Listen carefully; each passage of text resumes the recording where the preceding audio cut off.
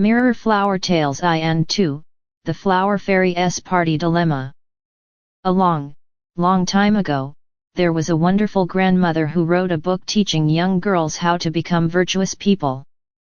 The book said that girls should be kind-hearted, speak politely, maintain good manners and appearance, and know how to do housework. These were all considered important virtues. Far away were many tall fairy mountains. Besides Mount Kunlun, home of the Queen Mother of the West, the vast ocean held 3 special immortal mountains, Penglai, Fangjiang, and Yingzhou. These mountains were filled with countless immortals, breathtaking scenery, never-ending magical fruits, and flowers that never wilted. On Mount Penglai was a beautiful cave called the Crimson Beauty Grotto, home of Liwa, the 100-flower fairy. She was in charge of watching over all the flowers in the world. On this day, it was the Queen Mother's birthday, and Fairy Liwa was preparing to attend the grand celebration. Her good friend, Ruoking, the 100-herb fairy, came to invite her to travel together. Liwa asked the young flower sprites to prepare a batch of 100-flower brew, then called for Shan Shan, the 100-fruit fairy, and Jiali, the 100-grain fairy. The 4 fairies mounted their clouds and happily flew toward Mount Kunlun. Halfway there, the sky filled with colorful clouds and radiant mist. Many immortals from all directions were hurrying to the same celebration. Suddenly, a bright red light shone from the North Star Palace. A star deity appeared, dressed like Kuei Xing yet looking like a beautiful woman. Her name was Yao Guang. She danced as she emerged, holding a brush in her left hand and a cosmic measuring ladle in her right, surrounded by crimson light as she rode a cloud toward Kunlun. Jiali, the 100-grain fairy, exclaimed, "This star deity looks so unique. She must be the wife of Kuei Xing." Liwa said, "The transformations of immortals are mysterious. Perhaps something special is about to happen in the mortal world."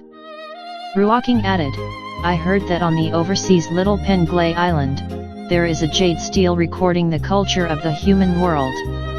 Recently, it has been glowing frequently, resonating with Kuei Xing from afar. The omen likely lies in that jade stele." Liwa grew worried. "We are women after all. If the jade stele only records the talents of men and none of the women's achievements, wouldn't that be embarrassing for us?" Ruoking smiled. "But Kuei Xing appeared today in the form of a woman. This must be an omen related to women. And since the stele shines brightest in the afternoons and on even-numbered days, it suggests that women will be highly gifted. Perhaps many extraordinary women will arise." As they spoke, 4 more unusual immortals followed behind Kuei Xing: Kanglin, the 100-beast elder in a green robe; Dainyu, the 100-bird elder in a red robe; Suanjia, the 100-shell elder in a black robe; Jinbo, the 100-scale elder in a yellow robe. Each carried precious treasures as they headed toward Kunlun. Soon after came the 5-star lords of fortune, prosperity, longevity, wealth, and joy, along with many other immortals, celestial maidens, and golden boys and jade girls, everyone gathering at the Queen Mother's jade pool to offer birthday gifts. The Queen Mother sat at the center, with female immortals such as Yuanu, the weaving maiden, Meigyu, and Chang'e by her side, while the other immortals sat to the left and right.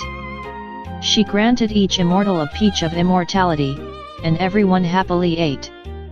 The banquet tables were filled with heavenly delicacies and fine immortal wine, accompanied by beautiful celestial music.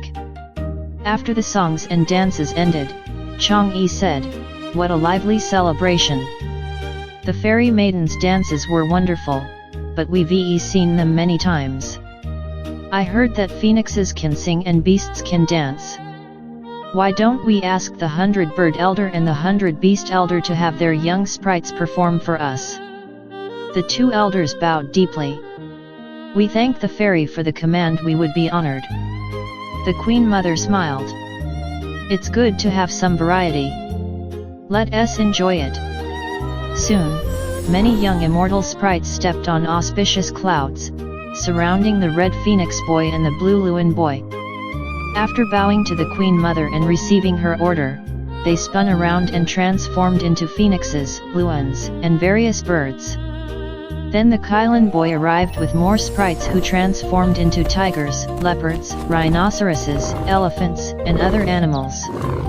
On one side, the birds circled the phoenixes with melodious songs, on the other, the beasts danced in spiraling motions around the Kailan.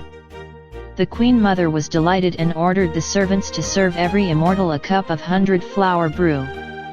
Chang'e lifted her cup toward Fairy Luo and said, "Since you have already offered this fine brew as a birthday gift, and since the phoenixes are singing and beasts are dancing, why not give a command to let all flowers bloom at once to celebrate? It would make the dances even more beautiful and the wine more enjoyable." The immortals all applauded. Wonderful idea. They encouraged Luo to make the flowers bloom immediately. Luo quickly replied, "The flowers I manage must bloom at their appointed times. Unlike music or dance, this cannot be done on a whim. The Heavenly Emperor's rules for flowers are extremely strict, and inspections are thorough. I dare not make a mistake." Chang'e heard this reasonable explanation and was about to drop the idea when Auntie Fengling beside her whispered softly, "Why give up so easily? What Luo said sounds proper, but this is the Queen Mother's grand celebration. If all flowers blossomed at once, wouldn't it be magnificent? You are the fairy of the Moon Palace. Why not use your magic to help make it happen?" Chang'e hesitated, then turned back to Luo with a pleading tone, "Fairy Luo, this celebration is rare. Please don't refuse. Grant everyone this joy." Luo felt torn. She knew that the timing of blooming followed the laws of nature. Forcing flowers open meant violating heavenly rules, which would certainly bring punishment. She shook her head firmly. "Moon Sister, I truly cannot obey. Blossoming and withering follow fate. I cannot go against the heavenly order." Fengling, seeing Luo's stubbornness, smirked quietly and subtly signaled Chang'e. Chang'e raised her voice and said, "Fairy Luo, you are mistaken. Today is the Queen Mother's birthday, the greatest event in the heavens.